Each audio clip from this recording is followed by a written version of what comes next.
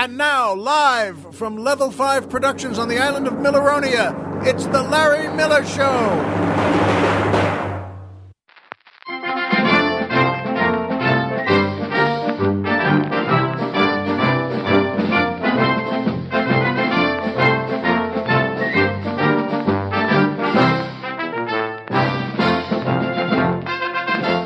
Good evening, Mr. and Mrs. America, and everyone who just doesn't care what tempura means.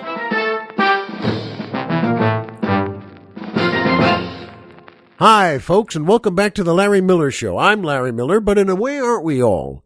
And boy, oh boy, is it good to be back here on Milleronia. I love the mainland. I'm a loyal mainlander, an American, and but you know, having your own island is still just a fabulous thing to be able to do. Now, I admit, by the way, I brought a cold with me, so if I sound a little different or a little off or a little stuffy, that's what it is. And entre nous, having colds on Milleronia is illegal. It's my rule. Of course, it's my island. You know that. And but I'm allowed to, well, have a cold every so often. I don't get many of them. It's only, well, once every 7 or 8 years I get one. And when someone does have a cold, by the way, we don't take them to the volcano. We don't just toss them in. Although, you know what?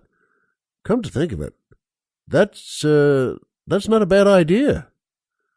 It would cut down a lot on that. And it, it's also raised the tension and fear and horror, which are always good on your own island. Nah, I wouldn't do that.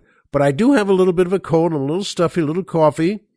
And I think my wife got a touch of it too today. But there you are. No matter where you are on the mainland or on Milleronia, every so often someone gets a cold. So if I sniffle and if you hear me sound a little stuffy, that's what it is. Certainly not that Colonel Jeff and I went out and had 10 martinis before the show. It was 8. But in any case, it's great to be back here. And of course, as you know, and the music makes me feel wonderful, always. And that's the Boo Radley Orchestra and the Scout Finch Dancers featuring boy tenor Mike Lucking asking the musical question, if the world's going to end in 12 years, who cares about free college, free health care, or anything? Well, good question, Mike. Well, first of all, both the Colonel and I said, hold the horses here. And, what does this 12-year thing mean? Neither he nor I had heard anything about the 12 years. Is the world going to end in 12 years? Have you heard something from your kid brother you want to share with me and Colonel Jeff and your family of fellow listeners? Because that would be news to use, I think, wouldn't it? I mean, plus, let's be honest, folks, if it's going to end in 12 years, who cares about college and health care at that point anyway? What about free liquor and open bar bills and big steak dinners for free? How about that? I mean, let's think bigger. Let's be honest. I wouldn't care about a sprained ankle if I could go out with my wife that night and have those 10 free martinis and a turducken. I mean, heck, folks, we could all have one of those Star Trek dinners, where they visit a planet and lay down on big pillows and watch women with green skin belly dance. I've mentioned that before on the show, but that's just a riveting image to me of the green women belly dancing. You see something when you're 14 or so, and it'll stay with you. Well, that will anyway. But I mean, now you're talking and those Star Trek dinners on those planets. But Captain Kirk, what about the end of the world coming up? Fine, Spock, but first let's watch Yeoman Barrows show you where it's narrow. Good question, Mike. And please, by the way, let me and the Colonel know if your brother gets some more inside info. And don't worry, if the Colonel and I are going to throw one of those Star Trek dinners, you're on the short list. And boy, can you imagine that? I'm telling you, folks, that whole green belly dancing thing, when you're lying on a pillow and, eating like I guess a turkey leg or something, why does that always come through as the greatest image of luxury? Boy, what's for dinner? Here, just hold this thing and start eating it. Oh, okay. So it's not a lasagna. It's not a salad. And salad. I said the other day, at another place I stopped in, what? Can I have a salad without kale in it? Can you please do that? Well, they all have kale in them. And I said, I know, but I can't take it anymore. I don't like kale, and I don't like that everyone sells kale, and I don't like that everyone eats kale. I don't even know what it is. How about just a salad? Can you make me a salad, with just iceberg lettuce and slice up a tomato and some cucumbers and you pour dressing on it, the kind of dressing that goes blah, blah, blah, blah when you pour it out. Not dressing that, well, this one has a slight vinaigrette. No, just dressing. Like it's pink, and it has some ketchup in it. But I digress. And by Amazon and PayPal. That's right, folks. Amazon and PayPal. Two of my, my favorite companies, and we're awfully glad they're sponsors here. And Amazon, boy, folks, Amazon.com, where, you can get anything you want, except, of course, an actual Amazon. If you get one of those, if you order an Amazon and they send you one, and then you boom, boom, and she's at the door there, just looking fabulous, like Wonder Woman, well, you know what? Let us know. Not right away. Relax. Have a couple of good weeks. Then write us and say the Amazon is still, they don't sleep and they don't need a lot of good food, and she'd love to come to Milleronia. Well, first of all, as the diplomats we are, we would accept her visit. And that's all you need to know. The rest is not your business. But in any case, just Amazon is a great company. Because also, if you're going to shop there, what you do is go to our website first, LarryMillerPodcast.com. Who's on the Mountain? Tom Mix.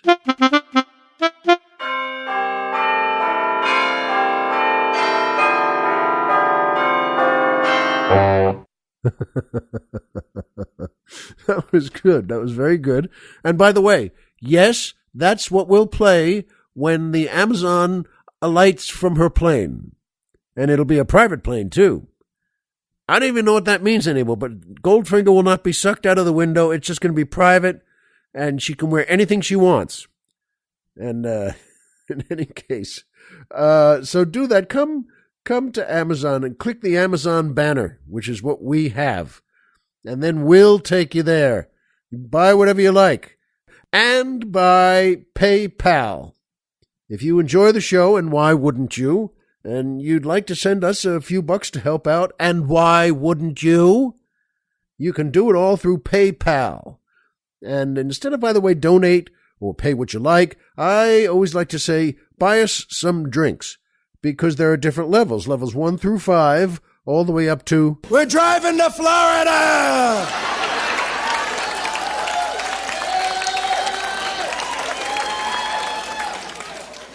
And that's where we'd all be driving if they had any Amazons. I'm just pointing that out.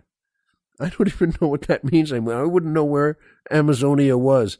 But I love what they do for years in all the Amazon movies. Come on. They're terrific.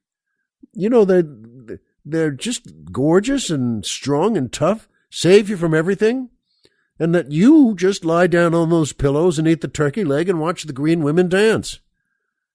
I think they would do that, don't you? Okay, in any case. So PayPal is a great group, and look for the PayPal banner on our website, which is also, again, at LarryMillerPodcast.com. Who's on the Mountain? Tom Mix. Ooh, we got to get some more guitar strings for that guy. You send a couple of bucks, and you'll be amazed how good he'll sound. And by the way, every little bit helps us keep the old leg lamp lit.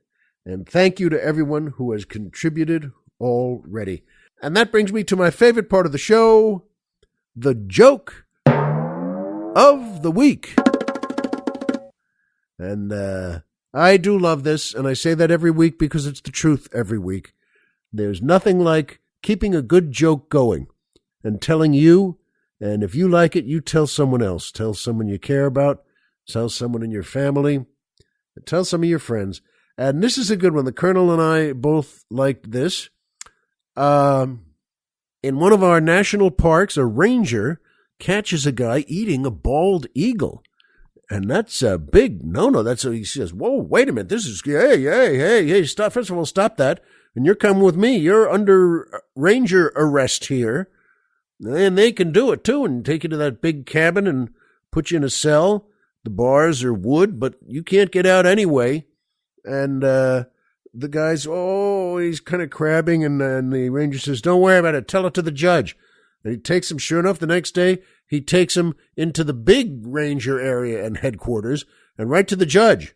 And the judge says to him, he's up there on the big judge bench, made out of wood, and he says, young man, I hope you know this is a federal offense. Eating a bald eagle is a very serious high crime. And the guy says, Your Honor, please just let me explain what happened. When you hear the true story of what I did and why I did this, I think it'll affect how you sentence me. And the judge said, all right, go ahead, tell me. And the guy says, okay, I was stranded. I lost my whole pack I was with. I lost everyone on the tour, and I was out there, for 2 weeks with nothing to eat, and I was starving, and it was horrible, and I couldn't get anything. I did what everybody tries to do, and what you remember from Boy Scouts, and you just eat a couple of leaves and the moss on the east, and you whatever you try to do anything, but it wasn't working. And then, Your Honor, I just rounded a corner in the trees there, and I saw a bald eagle flying low over the water, over the small river there. And the bald eagle was going after fish. I could tell he was going to go after fish and just, you know how they do that? They just pick them out of the water, and I almost lost my mind. I thought, this is great. And I ran to where the eagle was, and the eagle, sure enough, just bounced into the water, then picked up a big, beautiful fish and started to fly away. And I jumped on the eagle's back. And I was so crazy with hunger, and the eagle dropped the fish back in the water, and then, landed, and I landed on top of me. We rolled around for a second, but the eagle was dead.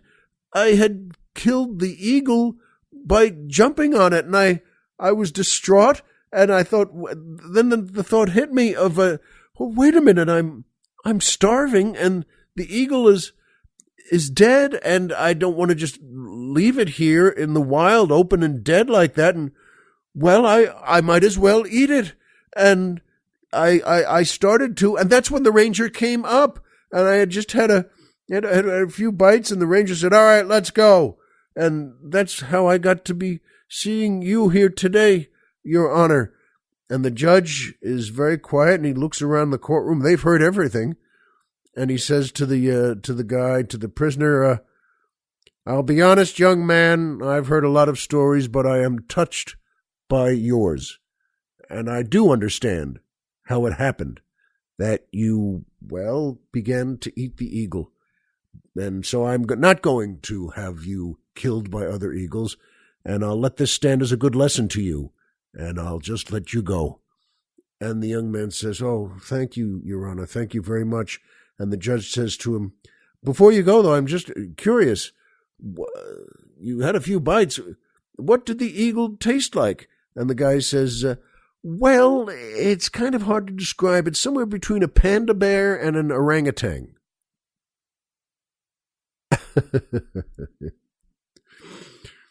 Colonel and I like that joke very much. It's you immediately think, hey, wait a minute. He wasn't an innocent guy from a tour. He kind of does this all the time. That's a pretty good joke. And again, folks, if you like it, please pass it on. Because there's nothing like, a good joke is like good music. You should keep it going. And that brings me to my second favorite part of the show, the Poetry Corner.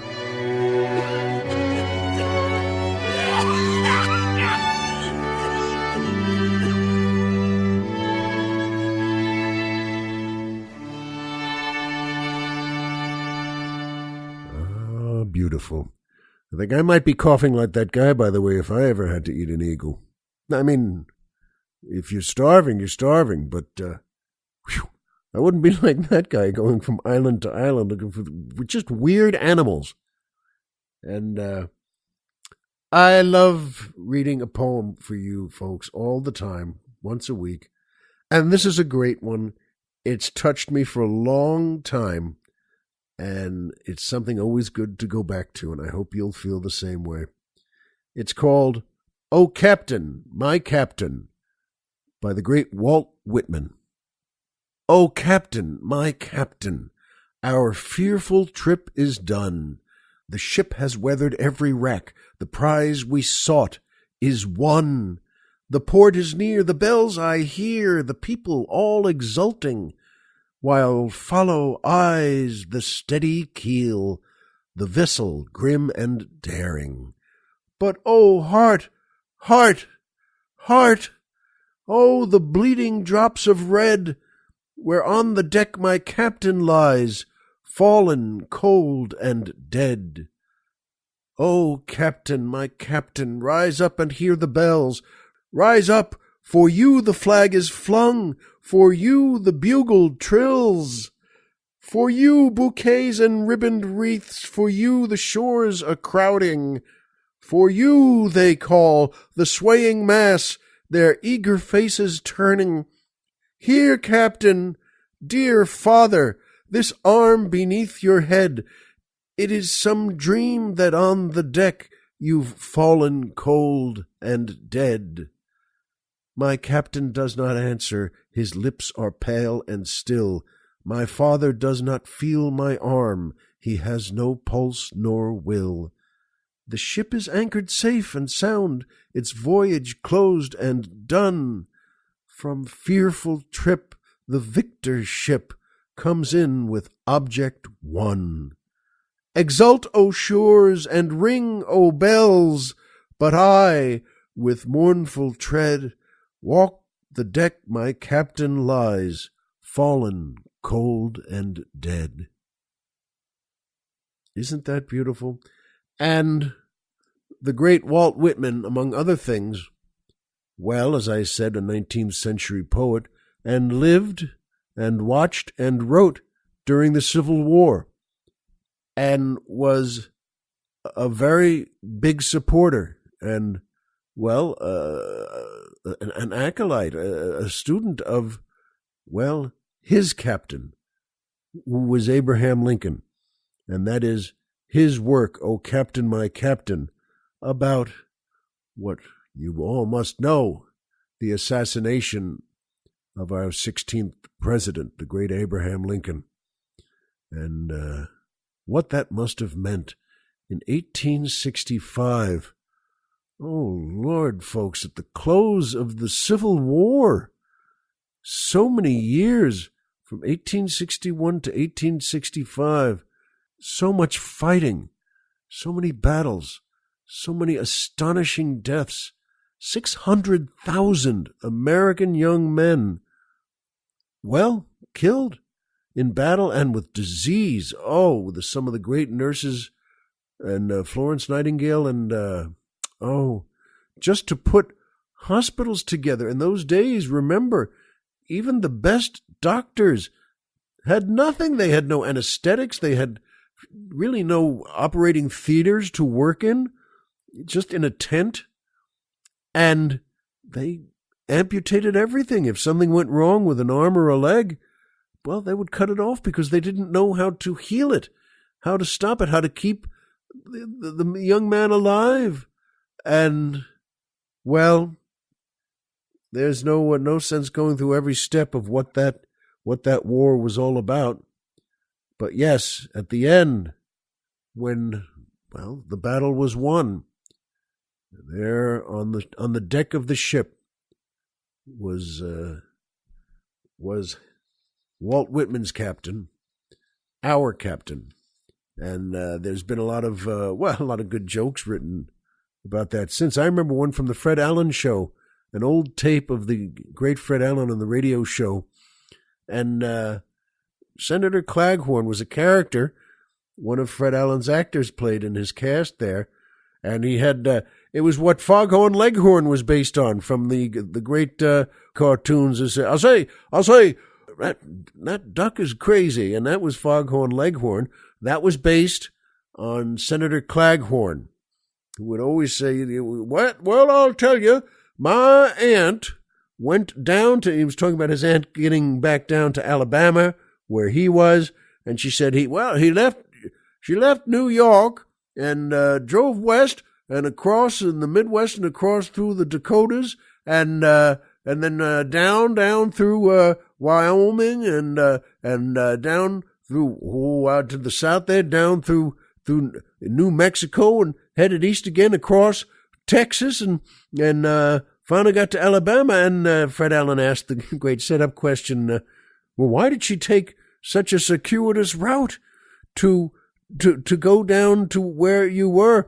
And the character says, well, it was the only way she could avoid taking that Lincoln Highway, which was a big highway at the time. It was a big national highway. And that's a good joke, and it was great for those characters. But that also shows you that woman was not kidding. She would do anything to not take the Lincoln Highway because it was, of course, named after President Lincoln. So it was good for humor, but, well, just as good and better for a great poem. I hope you like it. "Oh, Captain, My Captain" by Walt Whitman. And that brings me to my third favorite part of the show, the magic movie moment.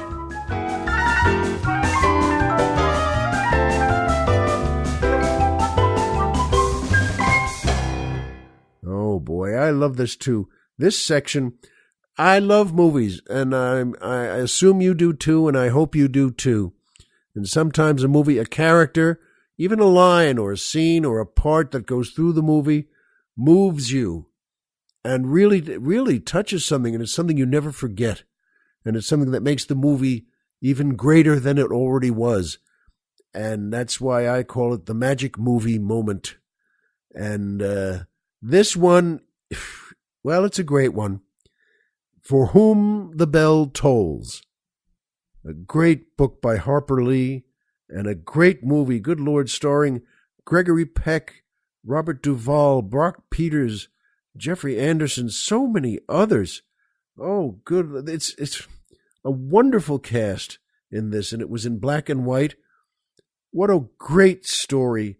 And at one point, the scene that always sticks out to me is Sheriff Tate drives up to the Finch house, Atticus Finch.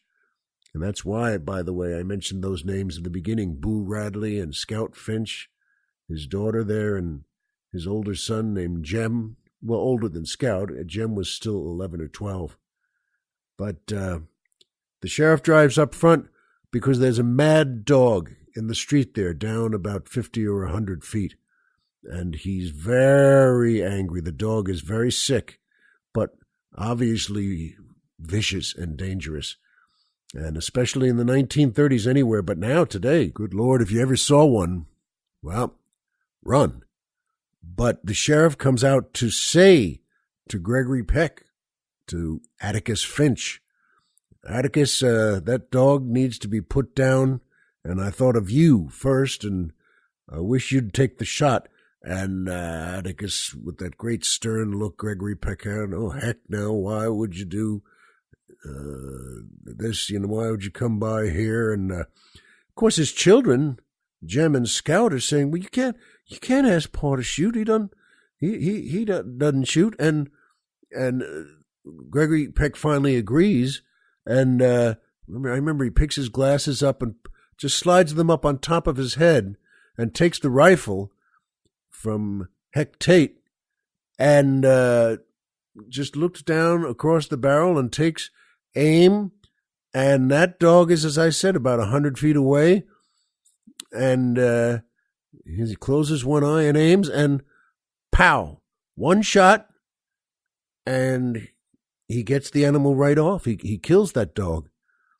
And the kids are open mouth amazed. They had no idea, and we, the audience, didn't have any idea. And the sheriff at that point says, with a smile, because the kids are just astonished, and the sheriff says to the boy, said, "Well, what's wrong with you? Didn't you know your pa was the best shot in the whole county?" And no, they didn't. And no, we didn't. And that's another wonderful part of this character of Atticus Finch. He never told them growing up. He never boasted. He wasn't the braggart. That wasn't the kind of man he was. He was the kind of man who would defend Tom, played by Brock Peters, and which he did so beautifully.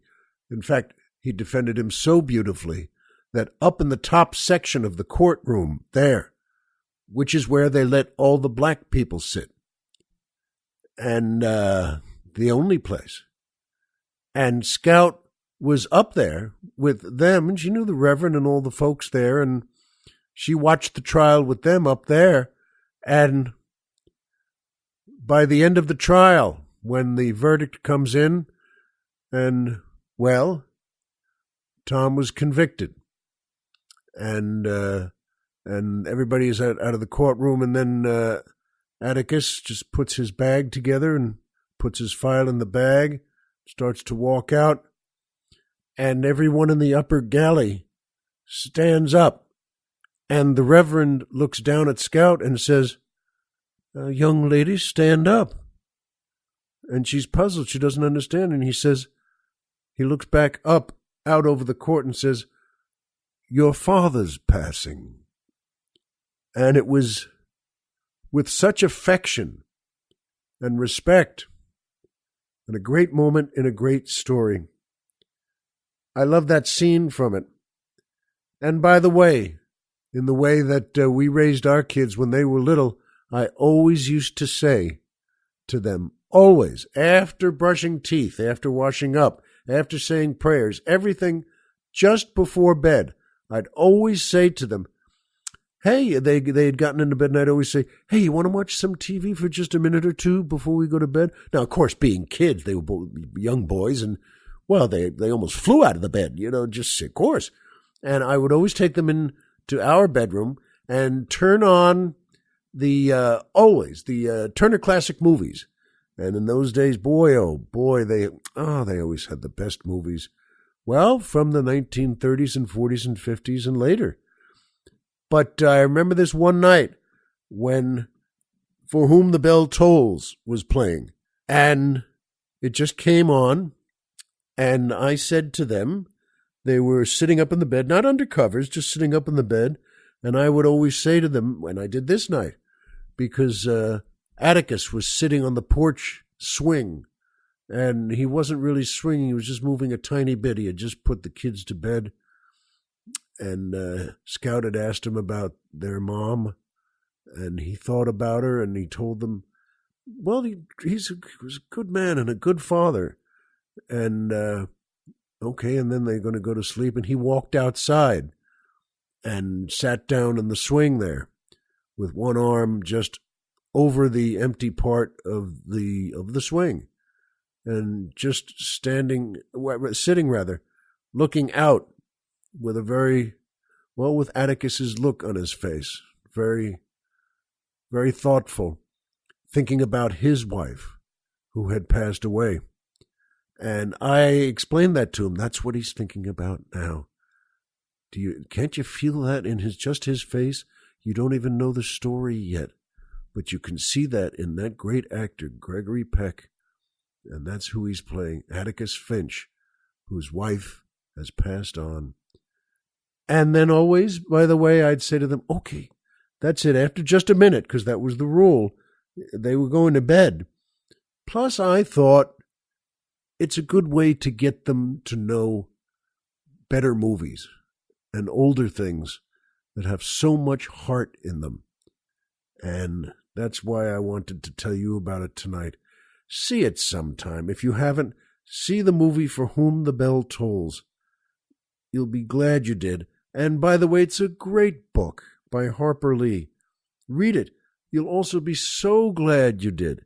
And it won't matter which one you see or read first. Do one of them and then do both of them. You'll be glad you did. And I've been very much enthused with talking about things I'm glad to be doing in the last few weeks. Just, hey, I had a great meal at this place, and, you do this or that, and there's a clerk who's awfully nice and does something so sweet, and you want to say, well, this young fella knows what he's doing in life. This guy isn't just bouncing around with his eyes rolling and just not caring and just pretending to smile, but he does something right, and he's thinking ahead. And the point is, he's thinking, and it's a wonderful thing to see. These things mean a lot to me. And tonight, just before the Colonel came over for our show, which you're hearing now, I went for a quick bite of dinner. My wife was at one of her friends' houses here. She went to hang out with her good friend Susie. And we have a lot of good friends here on Milleronia. And so it was just me and the doggies. And, of course, I couldn't take them to a restaurant, but I went out to a place Colonel Jeff and I have been many times. And I'd say we've been there 8 or 9 or 10 times, something like that. And it's called Sansui. It's a Japanese place. And I think one family owns it, and they're awfully nice in there, and I decided to go there. And now here's one of these things. On the way, just in front of me, before the little driveway that you go up to get into the whole area where the restaurant is, there was a guy in front of me, and he was just blocking the driveway entrance. And, well, that's fine. I don't get too excited or crazy about this sort of thing. Well, but I could see he had more than a car's length in front of him to just pull up if he wanted to, which is, by the way, what I would do and what you would do, what any decent person, decent driver, decent citizen would do. You don't leave a space like that in rush hour traffic. And if he had just moved up another 3 or 4 feet, I could have gone into the driveway, into the area there. But, well, folks, every so often it's good to say, oh, the heck with it. You know what? I'm not going to flash my brights or bap the horn a couple of times by way of saying, hey, come on, let's go here. I said, oh, the heck with it. And light will turn green another 30 seconds, and then he'll go on, and which is what happened. But it makes you think, we wouldn't behave like that. But it's always good to shrug that off, especially when you go into something nice, before doing something I love to do, which is this show for you with Colonel Jeff. And then I pulled in, and you know what? I walked in. This place is, as I said, Japanese, and I don't even know what that means. But I know the food's always good, and whatever you order, and it was empty and well lit. I mean, at nighttime, Colonel and I have been here, well, as I said, 8 or 10 times, but always during the day after taping a show. And, well, it was empty really this night, and I walked in right up to the counter, and I saw there was no one behind me, but there's a nice young man there, and I think I'd remember seeing him before. I think he's part of the family that owns the place, and looks like a student. And he smiles and says yes, and I said, well, I just know you can order anything there. It's going to be good. So I just glanced up and said, give me the tilapia plate, please. And that you get 2 side orders with that. And it comes with, vegetables. And then I got right on the side there on the same plate, they'll put cucumber salad slices and no real fancy dressings or anything. It's better without that then. And a kind of a noodle spaghetti-ish sort of thing. Well, that's fine with me. And I got a Coke. I ordered a Coke because they have an open fountain. So you can fill the Coke with ice, your own Coke, and then fill it with Coke. And then they don't care if you drink half of it and you want to cool it off or add more ice or more Coke. They don't care. Nobody's going to come running out and go, hey, buddy. And you know what? It's ready in 5 or 7 minutes. And he said to me, as I ordered that, he said, okay, that'll be, whatever it was, 13 something for the whole shebang. And then he said to me, I remember last time you were in here, you ordered the tilapia tempura, not just the regular tilapia. And I think he said the time before that, too. So you ordered the tempura both those times, and tonight it's just regular. And I smiled at him and just said, you know what? Then I'll have that, please. I'll have the tilapia tempura. And as I said, it's going to be great, whatever they make anyway. And he said, well, now, just because, remember, he said, just because you have something in the past, that doesn't mean it has to inform the future. It's not that you have to do that. And I smiled back. That's a wise thought. And I said, no, I guess you don't, but let's do it tonight. And he smiled too. And we did that. And the 2 side dishes. And I strolled over. He gave me a cup for the Coke. And I just went over picked a table I wanted, which is near the window. And it's always a clean place and always nicely done. It's not a fancy place, but I did that. I filled that cup with ice and Coke. And there's kind of nothing better than that, you know. And I put a straw in and had a nice sip. And the point is, folks, you know what? Every so often it suddenly dawned on me. Now, I don't know what tempura is, and that's what I said in the beginning of the show. It dawned on me, I don't even care. It's terrific food there. It's very, very good. I don't need to say, by the way, what is tempura? And then have him tell me. It's not going to change what I get, and it's not going to change my mind. It's not going to change anything on the plate. I don't know what it is. I'm guessing a lot of you do know what it is, but I don't care. Well, the tilapia tempura is, or tempura. I can't even say it. But, you know, the truth is, who cares, folks? That's a good point to get to, I think, is when you don't even care. You're in a safe place, and nobody's trying to pull anything on you. And you've just had a nice exchange with the young fella behind the counter. And so what? You got yourself a nice cold Coke, and in about 6 minutes, there's going to be a little bell ring, those kind of things they have in hotels, and somebody will call out, number 3, and that'll be me, and I'll go up and get it. And it was terrific, folks. It's not that it's the greatest thing you've ever eaten. It's that it's very, very good. And nice and quiet and simple, with good people making it. And, well, that's sort of the theme of that. Another case where I got the tilapia tempura, and I told Colonel Jeff about it when he came over for the show. And you know what? I didn't need to know what it meant, and I still don't, and I wouldn't care if one of you wrote in, well, here's what it is. That's fine, but it doesn't matter. It just doesn't matter. I knew it would be good, and the vegetables had a breading on them, and they fresh vegetables, and they're fried, I think, and they put them in a basket with some bready stuff on it, and not a ton, just it's on it, and it makes it crunchy, and it's good, and cucumber salad and some noodle thing, and the Coke. And, it's another thing. They give you an extra, when you go to pick it up, they give you an extra squeeze bottle, the kind of bottle that ketchup is usually in. But this was a clear bottle, and they said, it's more sauce, not tempura, more, something with a T. Yes, the Colonel knew, it's more teriyaki sauce. That's another thing. I said, okay, thank you. But I don't know what that is either. And it's the same thing. Who cares? Wait a minute. What's the teriyaki mean in the sauce thing? Who cares? Take it and smile. And, I started to turn it upside down, by the way, to pour it out on to the fish. And but then I realized, couple of drops came out, and I thought, you know what? I'm not even crazy about those containers, those squeeze things.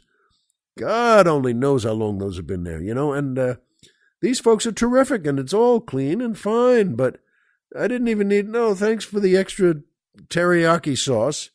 And they had a little container, a little styrofoam container of another sauce thing in it. It was kind of brown and liquid thin, and just, stick a pinky in and go taste it. I don't even know what it was, but I didn't need it. The food was terrific. And it just dawned on me that, I don't know if I've ever had anything crazy at a Chinese restaurant or anything Asian.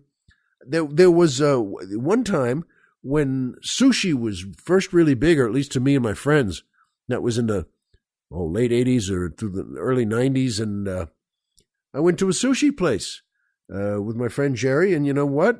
We thought, this is great. It's kind of those days where you walk in and everybody says, oh, hi, from behind the counter, And we sat at the counter, and we went sampling through this, and they, I'll never forget that the guy said to both of us, we had some, whatever we had, tuna or salmon or something where they put it on the rice, or it's a sushi place. But he said, what about uni? Have you had uni?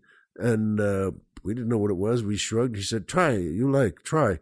Well, it's sea urchin, by the way. And I can tell you now, I won't need to try it again. And neither will Jerry. It's the one thing I can ever remember in life. And thank God we're all so lucky that we don't know what starving is. And this thing was, I don't even know what a sea urchin is, by the way. And now it's another thing. I won't need to look it up because it was just blah. I mean, it's raw. It's not, there's no rice. It's not on anything. It's not mixed with anything. It's just a hunk of thing. And it's about the size of a kind of a big piece of herring. And, well, we were both game for this. Oh, all right. And each of the plates they gave us, each plate had about 4 pieces on it or 5 pieces. And, all right, fine. Plus, there's no sauce. There's nothing to dip. It's just, hey, it's uni. Have some uni. And we put a piece in our mouths and just did like a fake toast with it and then put them in our mouths.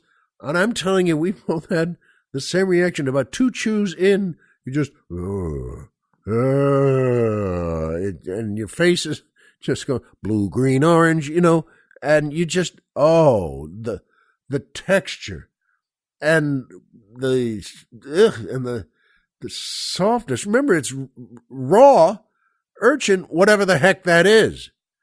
And I mean, a few chews, and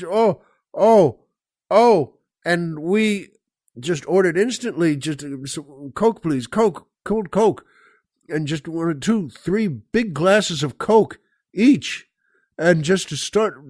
Now, we didn't do something like spit it out. I don't know. I guess we both thought that'd be rude or something, and so we swallowed it and just, all right, and just,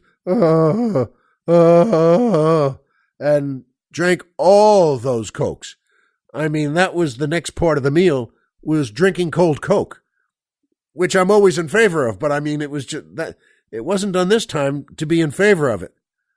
Well, all right. So that was a little crazy. I remember my first taste of wasabi in Japan with my friend Hamilton, and he and his wife Marcia had their first kid, and I was staying at their house. That's right. It was for when American Airlines had those discount tickets you could put stickers on, and I think it was almost a free trip to Japan. And I stayed with them for a week. This was 1985, 87, something like that. And I wasn't married, and in fact, he had set me up. He worked for a big organization. Morgan, J.P. Morgan. And he was a big bond trader, and he and his friends there in Tokyo knew one of his friends who was single also said to him, although Hamilton knew about it anyway, they all knew that there was a place you could go get a massage. And they give you a bath and a massage. well, it sounded good to me. I said, fine. But I didn't go because I was always, still am, and so close to Pete and Marcia and the new baby they had. And so I wound up canceling. I said, listen, thanks, but I didn't want to go to do something. And Marcia knew everything. Everybody knows everything. Every girlfriend and wife, certainly wives know everything that everyone's going to do. So I actually canceled that. But you know what? I had lunch with him at this one place that was sushi. I'd never had sushi before. And they put a big hunk of wasabi on each of our plates, which is, as I'm sure you know, the green mustard, like a hot mustard.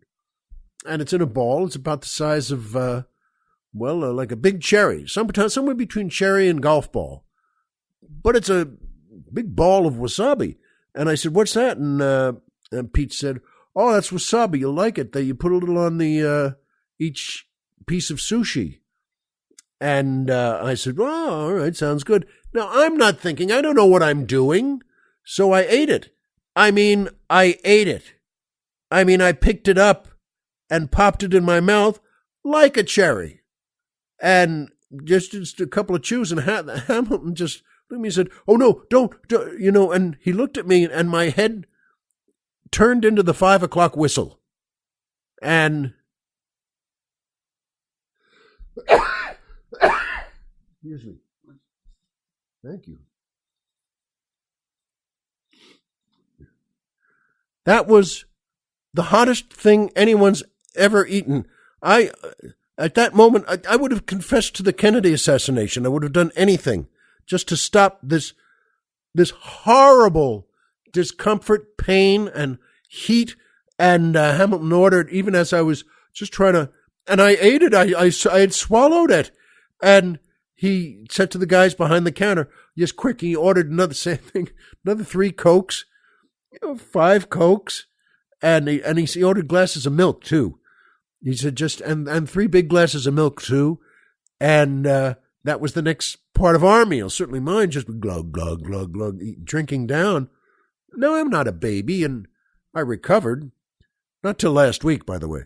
But you get over it, but holy mackerel. Come on.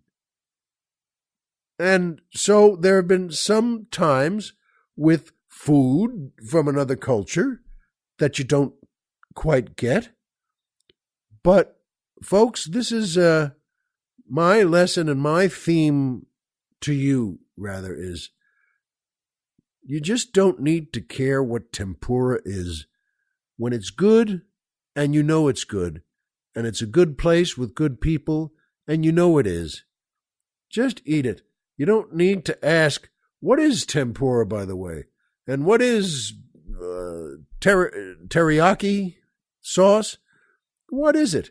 You know what? When they say, and here's a container with a lot more sauce in it. No, it's all right, thanks. You can keep that. Whatever way you make it is fine with me.